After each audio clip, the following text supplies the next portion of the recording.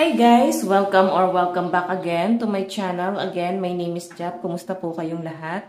So ayan guys, maraming salamat po pala sa walang sawang pagsubaybay sa ating pong daily love reading. And kung ikaw ay bago pa lang sa ating channel, ayan, mag-subscribe ka na. Then i-click mo na rin yung ating notification bell para lagi kang updated sa ating mga bagong upload.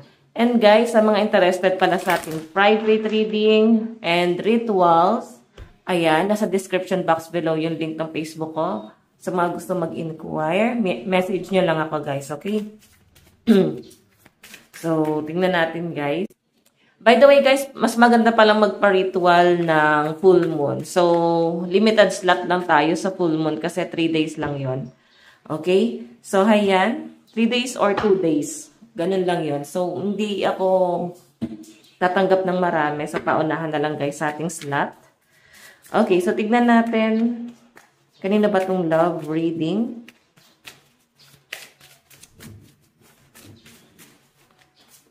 Meron tayong book. Okay, so guys, lagay lang natin to. The book. So, eto guys is parang memories, no? Parang inaalala ka ng person mo. Nandun sa point na marami kayong nabuong memories together. And hanggang ngayon guys, hindi niya guys makalimutan yung mga memories yung dalawa, no? Yung mga memories na binuo yung dalawa. So, titignan pa natin, guys. Alam nyo, itong person nyo na to, nagkukwento ka na to sa ibang tao. Siguro, na ipagmamalaki ka niya kahit na papano, pwedeng hindi mo masyadong nare-realize or parang wala naman sa isip niya eh. Pwedeng hindi mo naman nakita na parang ganun siya mag-isip. Kasi hindi naman niya pinaramdam sa inyo. Actually, itong person mo, medyo ano siya, hindi siya showy, no? Nakikita ko sa kanya parang medyo mahiyain nga siya. So, kung ganito yung mga pinapakita niya sa inyo, guys, like parang hindi ka naman niya pinagmamalaki. Pero sa ibang tao, pinagmamalaki ka niya. Okay? Nahihiya lang siya sa inyo kasi ayaw niya siguro lumaki yung ulo mo. Ayaw niyang maisip mo na masyado siyang patay na patay sa inyo. Or mahal na mahal ka niya. Pero, grabe, no? Sobrang pinagmamalaki ka nitong person mo. Tignan pa natin. Okay. Meron tayong wildflowers. So, ikaw yung tipo ng tao na wildflowers, parang sobrang kakaiba. Okay? Siguro ganun katignan ng person mo. Hindi ka katulad ng iba, may something sa'yo na kakaiba na hindi niya na mahanap, no? Sa ibang tao, na parang swerte na lang niya na nagkagusto ka sa kanya, na siya yung napili mo, minahal mo siya, inalagaan, kinalinga, diba? Inasikaso. Parang mother figure, father figure, yung dating. Pero guys, iba ka, no? Ang nakikita kasi sa'yo ng person mo, maano kay caring kang tao. As in, pagka mahalaga sa'yo, mahal mo yung tao, talagang ilalaban mo or, alam mo, iniingatan mo. Okay, so, ganun ka nakikita ng person mo dito. Tingnan pa natin.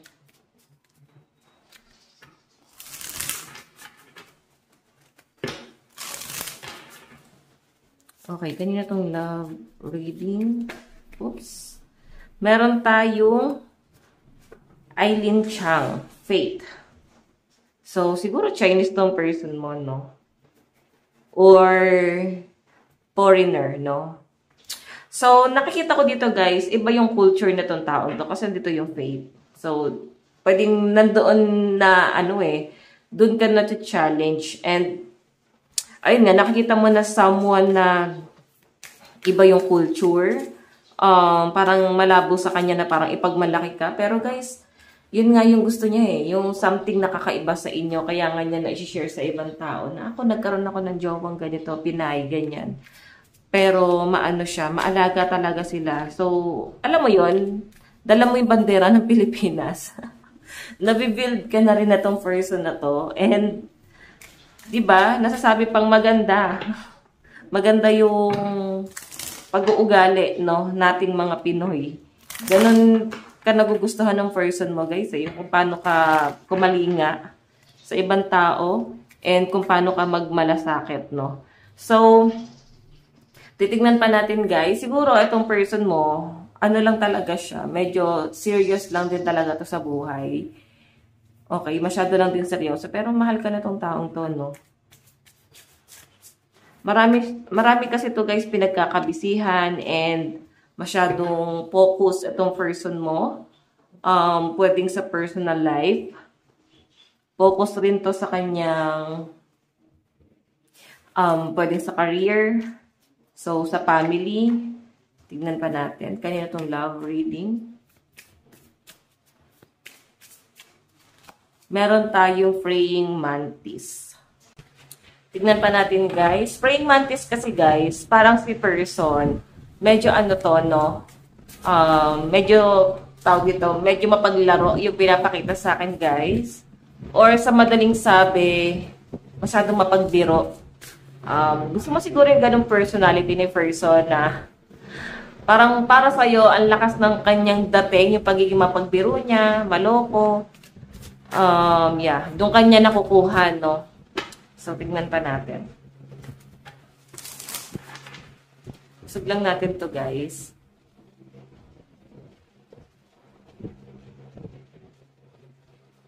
Okay.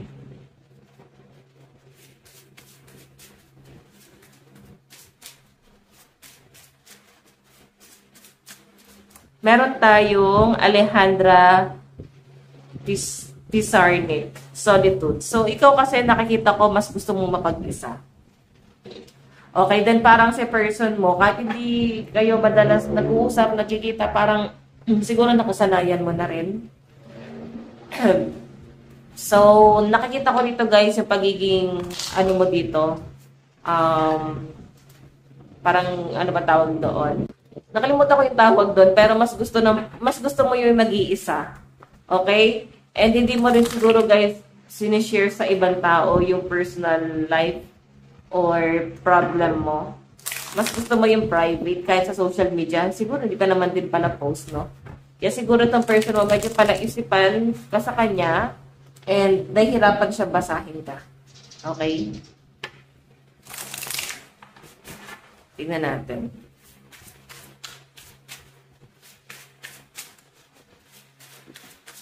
Kanina itong love reading. Meron tayo Three of Pentacles. So, Three of Pentacles kasi guys, collaboration. Siguro naging katrabaho mo tong person mo. Okay? And, mas something na tinulungan ka niya eh. Meron siyang malaking maitulong sa inyo. And tinatanong mo siguro guys ng malaking utang na loob ko para sa kanya. Okay? Tignan pa natin.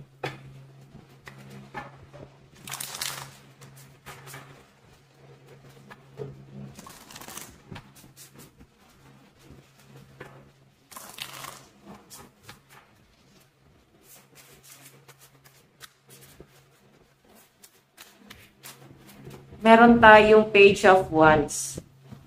So, siguro LDR kayo ng person mo. Kasi may pag-aantay dito eh. Ayan.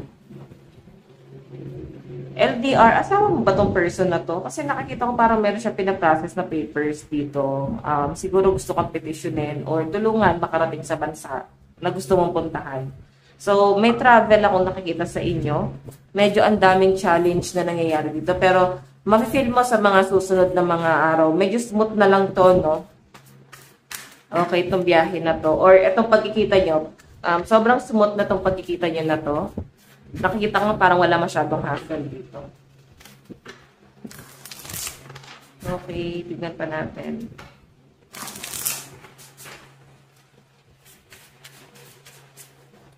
Self-reading.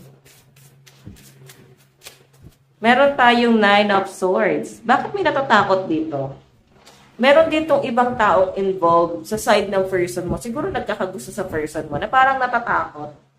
Okay, nakikita ko sa kanya, takot siya na malaman niyang meron pa pala siyang, parang meron pang ikaw sa buhay nitong person mo. Natatakot siya siguro ex to, or pwedeng karelasyon niya ngayon. Ano ba, hiwalay ba kayo ng person mo? Or magulong usapan. May something na medyo conflict dito sa connection yung dalawa. And meron ditong someone, Nine of Swords, natatakot, no? Okay, hindi niya alam kung ano yung i-react niya. So, siguro, nakipaghiwalay na yung person mo dito sa taong to. And ikaw yung pinili niya. Then, nalaman niyang merong ikaw. So, may broken hearted dito kay person mo. Pero, kagaya nga ng sabi ko kanina, guys, mas mahal ka ng person mo eh. Mas nakikita ko na mas pure yung pagmamahal niya sa inyo. Hindi niya kayang mahalin ng sobra-sobra itong taong ito, kagaya ng pagmamahal na kaya niyang ibigay sa inyo. Okay? Tignan pa natin.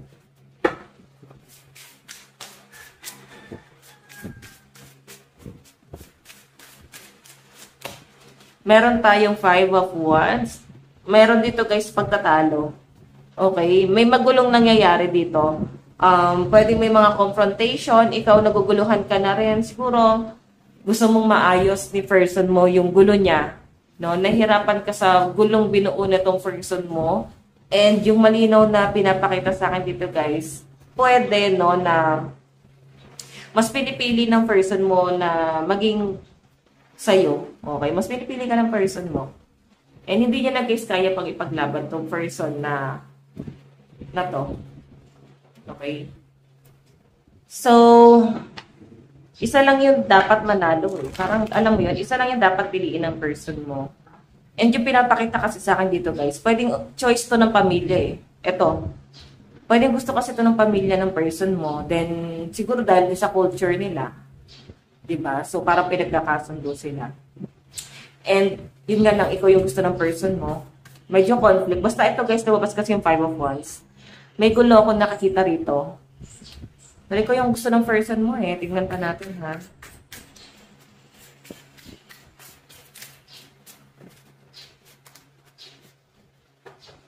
Oh, may magbe-birthday daw ngayon. Ano, the Empress. May buntis. May buntis ngayon na nanonood sa atin or magbe-birthday. Ano, Gemini season ka rin ba? So, titignan pa natin.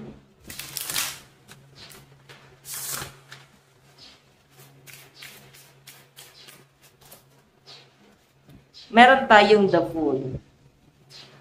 Mahal mo yung person mo pero ayaw mo lukoyin yung sarili mo. Ayaw mo na masyadong komplikadong sitwasyon. And yung malinaw na pinapakita sa akin, ayaw mo nang ma-involve pa sa ganitong klase ng gulo. Na parang ang gusto mo lang is maayos ng person mo yung buhay niya. Okay? Or at least ayusin niya muna yung gulo niya bago kanya i-go. Siguro kasi dahil ang dami mo nang ma-experience na ganito, ayaw mo yung parang maging kabit, yung lalabas sa'yo, or sidekick. Parang ganun kasi yung lumalabas sa akin dahil nga merong iba dito na naghahabol sa person mo na gusto ng pamilya. Okay? Kung ex niya na to guys, pwede kasi na pinipilit pa rin, no? Hinahabol pa rin siya ng ex mo. Okay? Tignan natin.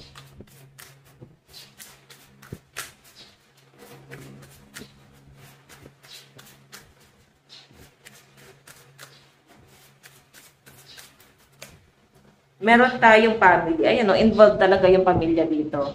So, may hirapan talaga itong person mo. Pero kung ano, yun lang din yung gusto mo, no? Kung mahal ka talaga ng person mo, ipaglaban mo ko. Kasi ikaw, nakikita ko sa'yo, kaya mo siyang ipaglaban. Kaya mo siyang piliin. Okay, so ayan, family yung nakikita ko rito. O, hindi talaga siya makapag-decide, pero lagi kanyang naikukwento sa ibang tao. Alam mo, parang mas ikaw pa yung pinagmamalaki niya, parang ikaw pa yung madalas na ikinukwento sa ibang tao sa halip na dito sa person niya. No? Person na kasama niya ngayon. Kasama niya ba ngayon or ex? Kasi guys, medyo magulo eh. Ayaw niya rin sa taong to eh.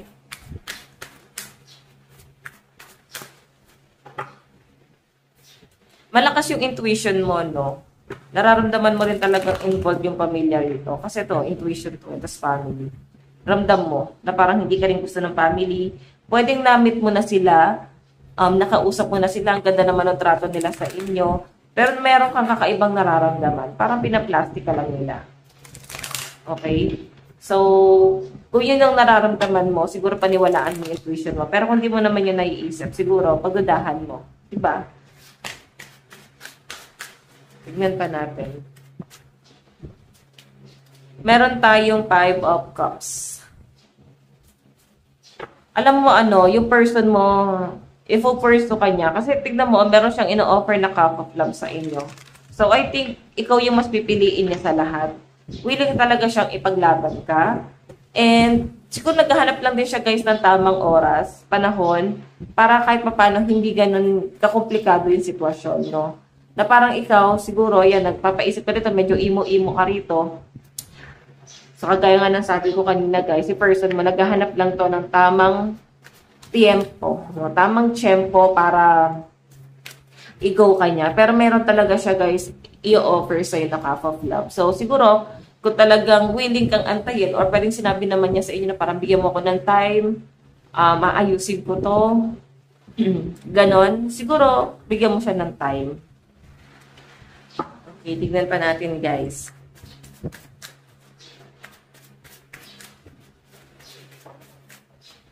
Meron tayong 8 of Wands.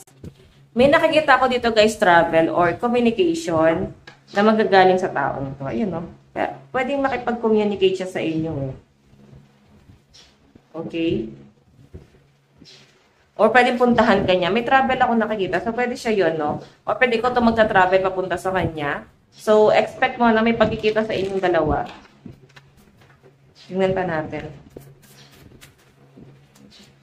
Meron tayong 9 of Cups, wish card. Pwedeng inasam-asam niyo itong dalawa. Itong pagkikita na to. At mukhang mangyayari to. Ayan, mukhang mangyayari itong pagkikita na to.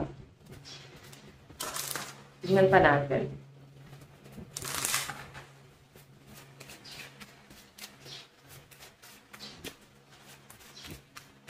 Additional message. Meron tayong shine. New moon in Leo. So, malakas ang energy ng mga Leo dito. Alam mo, para kang nasa spotlight. Oh, may tsura siguro tong person mo. Ang daming nagkakagusto sa kanya eh. Pogi, parang ganon, hunk. Or sexy. Okay. Meron tayong keep your heart. So, siguro sinasabi dito na parang protektahan mo pa rin yung sarili mo. Mag-set ka pa rin ng boundaries dito sa connection na to. Since ganito ka-komplikado yung sitwasyon niya. Nandun sa point na mahal ka naman ng person mo. Pero siguro dahil nga involved na yung pamilya and siguro dahil nga iba yung culture niya, ang hirap, no? Ang hirap para sa kanya na mag-decide. Pero alam mo, meron siyang sineset na plano. Alam mo, meron siyang nilalatag na plano para sa inyong dalawa. Okay? Tignan pa natin. Meron tayong let your fears dissolve. So, meron kang kinakatakutan dito. Siguro kung hindi mo harapin yung takot na yan, hindi mo yan ma-overcome. So, kailangan mo harapin yan. Okay? Tignan pa natin.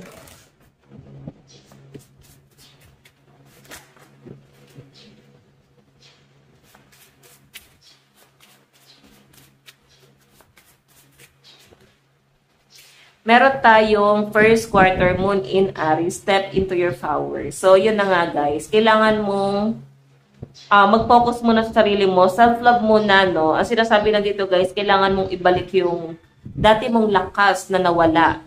Okay? So, once na mabuo mo ulit yung sarili mo, mas makakapag-isip ka kung ano yung gusto mong gawin. Or ano yung mga dapat na desisyon na gawin mo, no? Kung makakapag-isip-isip ka.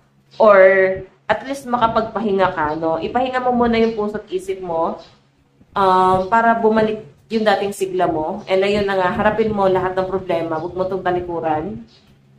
Once na hinarap mo yan, hindi ka na matatakot eh. Kasi hinarap mo to. Okay? Hindi ka na matatakot sa mga kalaban kasi pinakita mong matapang ka. Meron tayong go wild, diba? Iba ka pala magalit. Leo energy pa rin. Ayan, malakas ang Leo, Libra, Cancer, Aries, and Leo.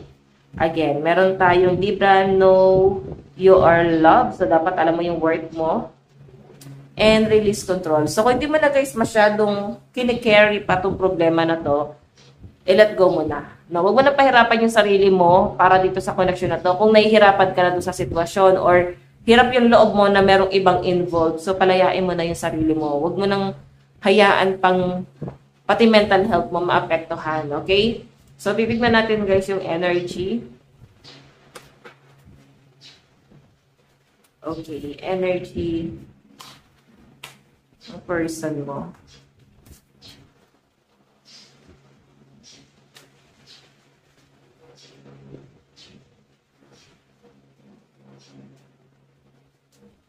Okay, so ano yung nararamdaman ng person mo sa'yo ngayon? Oops. Nagagalaw yung ating tablecloth. Ayusin ko lang. Ayusin ko lang. Okay, so ano yung nararamdaman ng person mo sa'yo ngayon?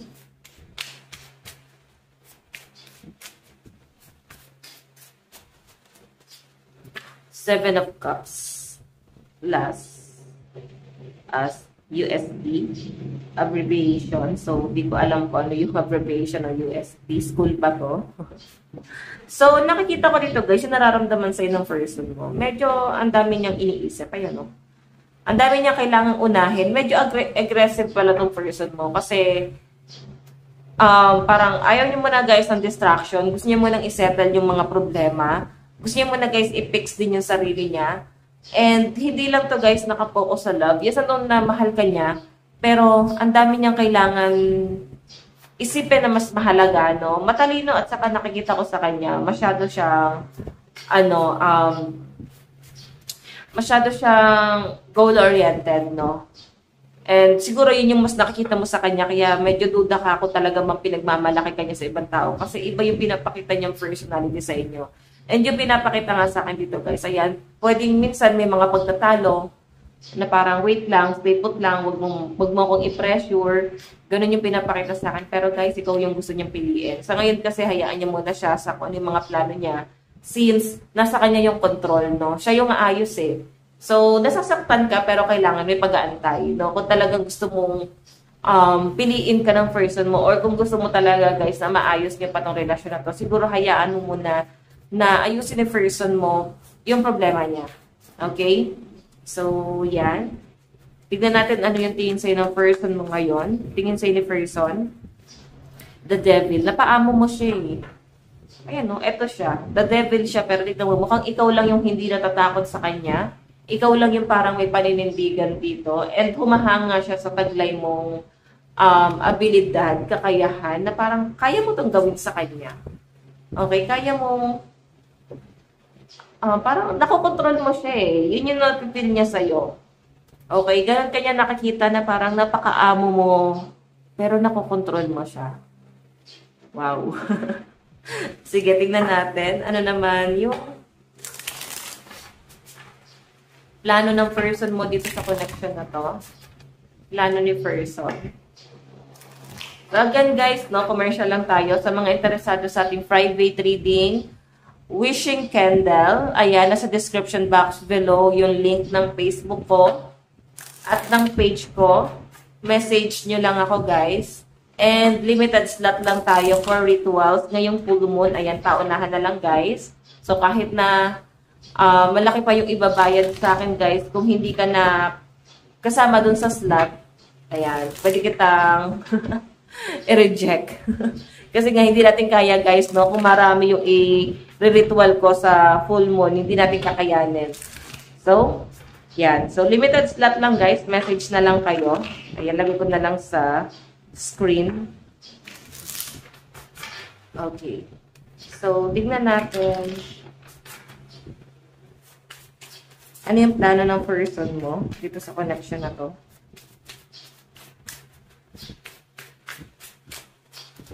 Meron tayong 2 of Wands. Hindi siya makapag-decide talaga. Ngayon, hindi siya makahakbang eh. Ano yung mga plano niya? Kasi tignan mo, dalawa kayong option niya ngayon. Hindi naman sa parang nagiging cheater siya, pero parang gano'n na ngayon nangyayari. 10 of Cups eh. Family to oh. Nakasalalay ang pamilya dito. So, kung magiging matalino na talaga yung person mo.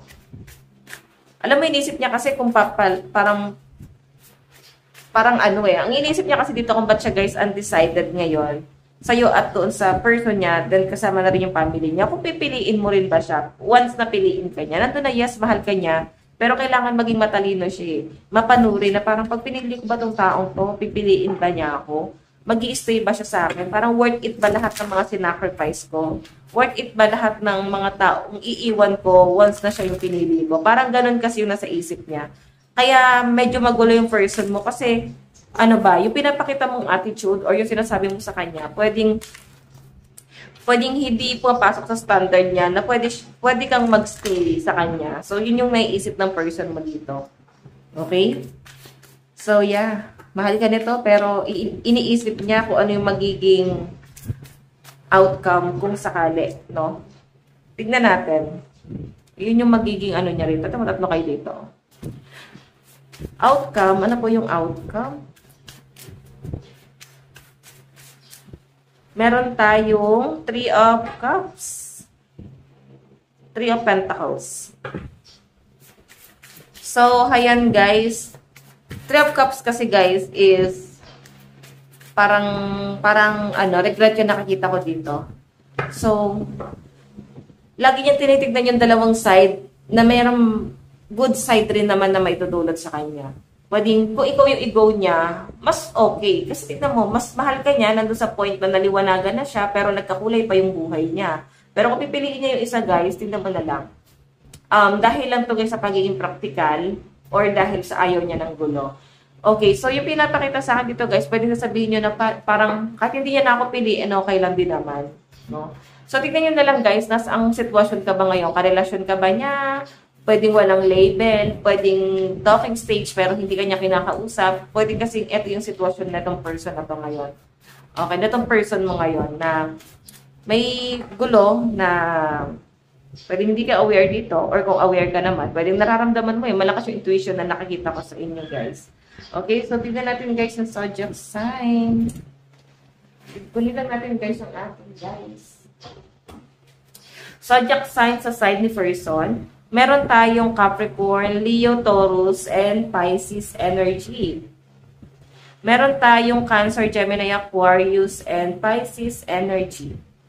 Meron tayong, ayun, Aquarius ang lakas dito sa side ni person, Gemini, Cancer, Scorpio, and Libra energy. Ang lakas sa side ni person. Okay, sa side mo naman, ano yung nararamdaman mo? Sa side mo, ano yung nararamdaman mo kay person?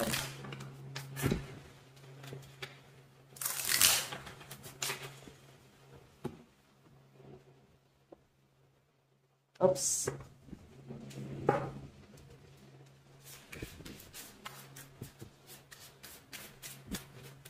Meron tayong the devil. Nararamdaman mo sa person mo, hindi naman siya matapang hindi naman siya masamang tao. Parang gano'n mo siya nakikita, na parang taliwas sa sinasabi sa'yo ng mga tao, na parang, uy, nakakatakot naman yan, uy, masama ugali niyan. Para sa inyo, parang hindi Hindi kasi gano'n yung pinapakita, or hindi gano'n yung trato sa inyo ng person mo. Ramdam mo yung pagmamahal na tong taong to sa inyo, and parang, kaya ka nga rin nahulog sa kanya, kasi kakaiba yung charisma niya sa inyo. Okay? So, tignan natin ano naman yung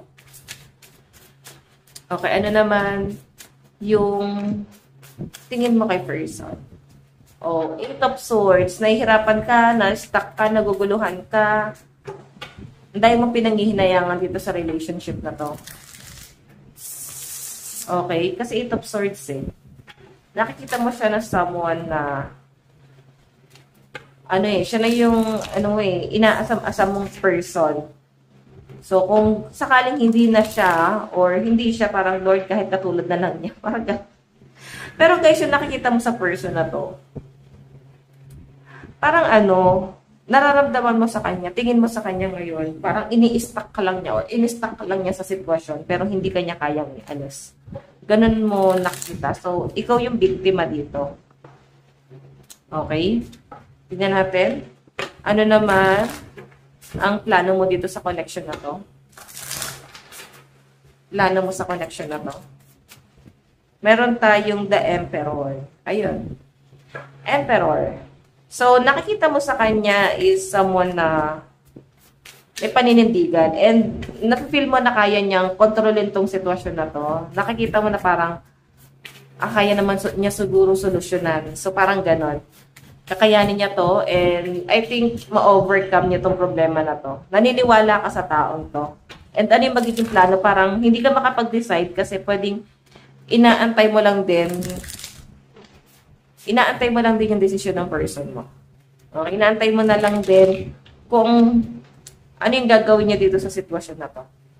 Okay, saka ka magpaplano. Tignan natin yung outcome.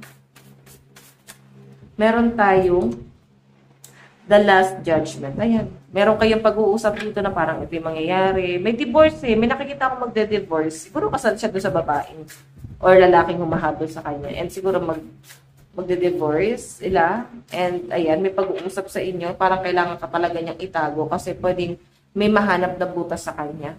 Ganun eh. Ganun yung nakikita ko dyan. So, tignan natin yung zodiac sign sa site. Meron tayong Taurus, Gemini, Aries, Cancer, Aquarius, and Pisces. Meron tayong Aries, Virgo, Cancer, and Scorpio energy, Libra, Scorpio, Sagittarius, Capricorn, and Aquarius energy. So, pipili tayo guys ng 3 card in the near future. Saan napapunta tong connection na to? Meron tayong Strength. Oh, Chariot. Oh, mukhang kayo pa rin talaga. Nakikita ko yung effort dito sa relationship na to. Mukhang ilalaban to eh. Kasi tignan mo guys, nandiyan yung Strength tapos the Chariot. May opportunity para mabibigyan talaga ng ng opportunity itong relationship na to na ipaglaban, no? Okay. Love advice. Meron tayong romantic feeling. So, yan. Pwede nyo na piliin ng isa't isa nang wala nang humahadlang. Meron tayong wedding. Wow, mukhang ikakasal ka sa taong to, guys. Finances and career. So, actually, hindi lang din naman itong love life mo yung iniisip mo. Parang medyo may problema ka din sa pinansyal at sa trabaho mo, no? Message si person, I love you so much. I love you so much. Ayan. Sabi ko sa inyo eh. Meron tayong I wish we could be together forever. Meron tayong I miss you but I don't have time right now. So yan, wala lang siyang magawang effort ngayon. So yan guys, ito lang po ang inyong daily love reading. Bukas ulit. God bless and love you all. Bye-bye!